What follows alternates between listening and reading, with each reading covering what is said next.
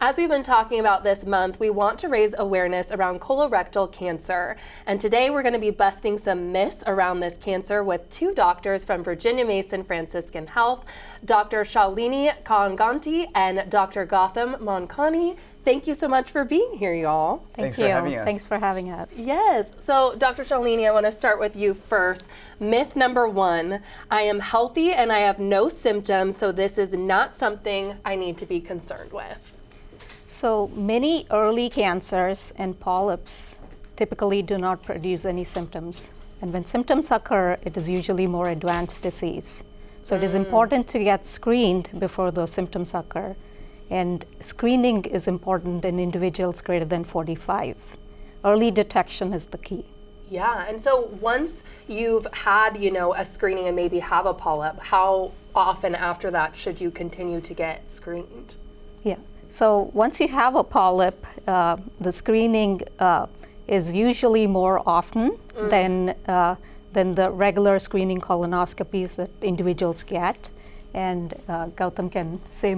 Yeah. So we tailor intervals for you. So it depends on how many polyps you had, how big the polyps are, what's your family history. And so we take all that information and we come up with an interval for how often you should get screening. Amazing. Okay, myth number two, again, coming to you. Many believe colorectal cancer is fatal. So what's the reality? Unfortunately, colorectal cancer can be fatal. In 2030, it is expected to be the leading cancer killer in individuals less than 50. Oh my gosh. It is the second leading cause of cancer deaths in the United States. Last year, we've had 53,000 people die of colon cancer, and over 2/3 of these could have been prevented by appropriate screening and adequate management. So there are a lot of advances in treatment. It is important to get screened appropriately. Yes, get screened. Okay, Dr. Gautam, a myth coming to you. Okay. There is nothing I can do to prevent colon cancer. Is that true, or is there something that we should be doing? That is a myth, absolutely Okay. a myth. So Let it be known. there's a lot we can do, okay? So you can manage your risk factors and you can screen, as Dr. Kanneganti said. So what are some of those risk factors? There's things that are in your control and not in your control. What's in your control is smoking, being healthy, exercising. You can do all that to decrease your colon cancer risk. What you can't control is your race or your sex. Males, African Americans, have a lot more colon cancer than their counterparts, okay? That's one. And then the other big part is you can have screening done. There's so many screening tests out there to prevent colon cancer, and that's absolutely in your control to do. Okay, and another myth for you, Dr. Gautam, only older people get colon cancer. Is this a myth?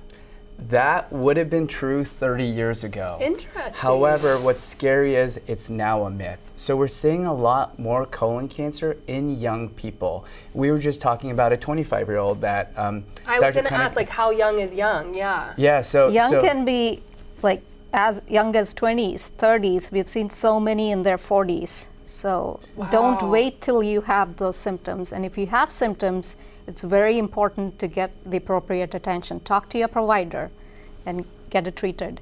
Yeah, so it's shifting. And that's why we changed the screening age from 50 to 45.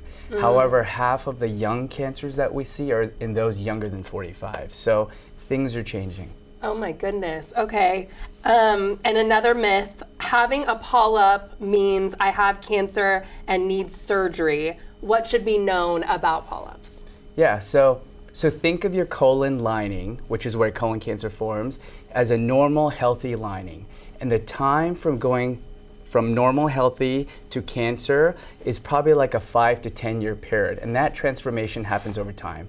In that transformation, you first get a polyp growth, and that polyp can turn into cancer. So a polyp is not cancer, but it's a precancer.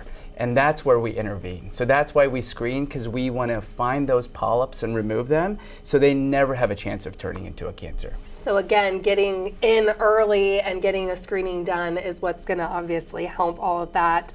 And to end with you, a myth number 6, if nobody in my family has colon cancer, then I'm in the clear. Is that true? That is absolutely not true, because Family history with colon cancer occurs only in 1 in 4 individuals that actually have colon cancer. Majority of them don't have a family history, which is 3/4 of the patients that present with colon cancer do not have any family history. And when patients do have those risk factors or have those symptoms, it is very important to get appropriate attention and to talk to your provider. There is a risk calculator. You can calculate your own risks. Talk to your provider of what appropriate screening best suits you. It is a very preventable, treatable, and a curable disease. Wow. Thank you so much to you both for taking the time. I know you're extremely busy. We really appreciate you coming on today. Thank you. Thanks for having us. Yeah, Yes. thank you. Yeah. And to learn more about what we discussed today and to see your screening options, just visit the website that you see right there on your screen. This portion of New Day Northwest is sponsored by Virginia Mason Franciscan Health.